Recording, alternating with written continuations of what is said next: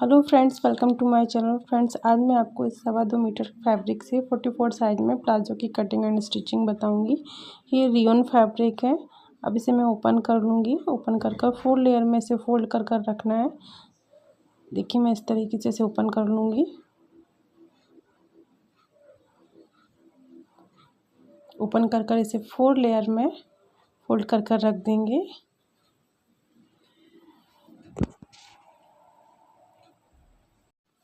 अब देखिए, कपड़ा फोल्ड करने के बाद मैं सबसे पहले कि ये सीधी लाइन ड्रॉ करूँगी इस तरीके से।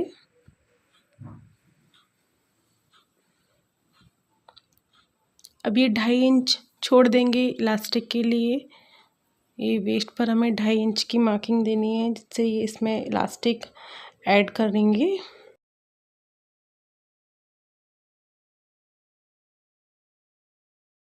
अब इसकी लेंथ लेंगे तो इसकी टोटल लेंथ ली है मैंने 38 इंच और 1.5 इंच की एक्स्ट्रा मार्किंग करेंगे, लूजिंग ऐड करेंगे।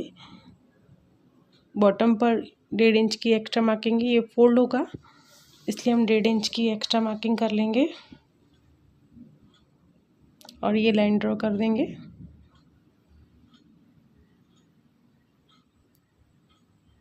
अब वेस्ट लेंगे तो वेस्ट मैंने लिए है 11 इंच। 44 साइज पर ये वेस्ट है, इसका 4 में डिवाइड करेंगे, 11 इंच निकल कर आएगा और 2 इंच एक्स्ट्रा मार्किंग करेंगे। अब आसन लेंगे तो आसन जो वेस्ट होती है वो हम 11 इंच ले लेंगे और इसमें 4 इंच एक्स्ट्रा मार्किंग करेंगे, तो टोटल 15 इंच पर मार्किंग करेंगे।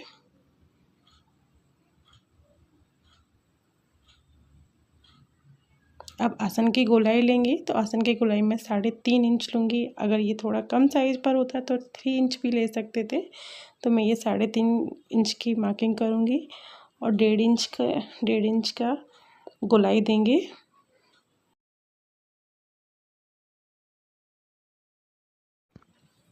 अब बॉटम पर मैं 10 इंच ले लूँगी। आपको जितना घेर चाहिए आप उस अकॉर्डिंग ले सकते हैं। मैंने 10 इंच का लिया है।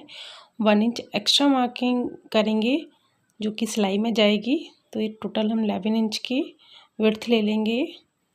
अब इस तरीके से सारी मार्किंग को जॉइंट कर देंगे।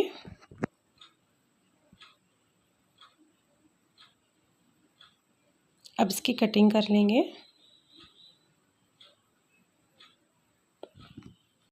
अब इसकी स्टिचिंग करते हैं। तो मैं आपको इस तरीके से स्टिचिंग करना बताऊंगी कि आपको इसमें इंटरलॉक कराने की ज़रूरत नहीं पड़ती। रेयॉन के फैब्रिक में अक्सर कपड़ा निकलता है, तो आप इस तरीके से स्टिचिंग करेंगे तो आपका कपड़ा नहीं निकलेगा। तो ये देखिए, मैं आसन से इसकी सिलाई करूँगी।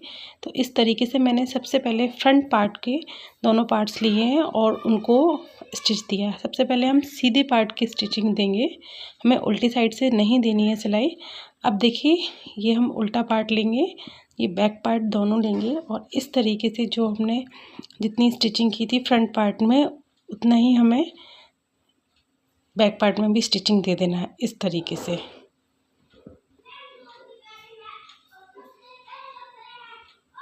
ये देखिए, इस तरीके से स्टिचिंग दे देंगे। अब आप देखिए, आप फ्रंट और बैक साइड दोनों साइड से देखिए, ये पूरी तरीके से पैक हो चुका है। इस तरीके से ही दूसरे आसन में हमें स्टिचिंग देनी है। अब हम बॉटम रेडी करेंगे, तो बॉटम पे हमें ये गोल्डन नेट का फैब्रिक उसमें स्टिच करना है। तो इस तरीके से मैं ये पट्टियाँ निकाल लूँगी 2-2 इंच की और इसे देखिए मैं बैक साइड से स्टिचिंग दूँगी। बैक साइड से स्टिचिंग देने के बाद इसे फ्रंट साइड में फोल्ड कर दूँगी। अब देखिए, फ्रंट साइड से इसे फोल्ड कर लेंगे। सबसे पहले मैं ये फिनिशिंग स्टिचिंग दूंगी, जिससे कि जो ये फैब्रिक हमने स्टिचिंग दी है वो अच्छे से बैठ जाए। अब देखिए, मैं फ्रंट साइड इसे फोल्ड कर लूँगी इस तरीके से और ये सिलाई दे दूँगी। इस तरीके से आप प्लाजो बनाएंगे तो बहुत ही फिनिशिंग के साथ ये रेडी होगा और बहुत ही इजी तरीके से आप इसे बना सकते हैं। अब मैं ये वाइट कलर की लेस ऐड कर दूँगी इसमें। अब ये देखिए, अब इधर भी हमें सीधी साइड से ही स्टिचिंग को देना है। तो इस तरीके से मैं ये राइट साइड भी स्टिचिंग दूंगी।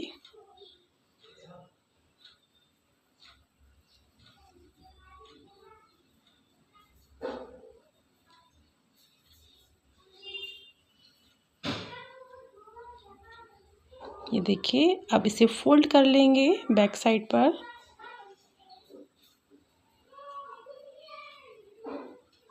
तो ये देखिए, अब बैक साइड पर मैं ये 10 इंच की मार्किंग कर कर इसकी स्टिचिंग दे दूंगी। ये देखिए, इस तरीके से स्टिचिंग करने पर जो प्लाज़ो है आप उसे देख सकते हैं बैक साइड और फ्रंट साइड से बहुत ही फिनिशिंग रहेगी और हमें कोई भी इंटरलॉकिंग करने की ज़रूरत नहीं है। अब देखिए, इलास्टिक हमें ऐड करना है इस प्लाज़ो में, तो जो कमर का साइज़ होता है उससे 4 इंच हमें इलास्टिक कम लेनी है। तो अब देखिए, इस तरीके से इसे फोल्ड करेंगे और स्टिचिंग देंगे। इलास्टिक पर स्टिचिंग नहीं करना है, अगर इलास्टिक पर स्टिचिंग कर देंगे तो इलास्टिक घूमेगी नहीं, इसलिए इलास्टिक पर स्टिचिंग नहीं करना है। इलास्टिक को छोड़ते हुए हमें ये सिलाई देनी है और पूरे वेस्ट पर ये स्टिचिंग दे देनी है इस तरीके से। ये देखिए,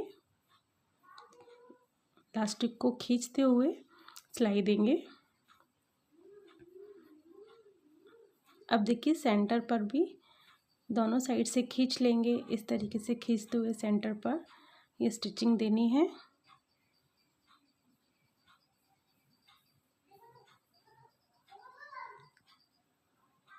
अब देखिए, इलास्टिक भी मैंने ऐड कर दिए।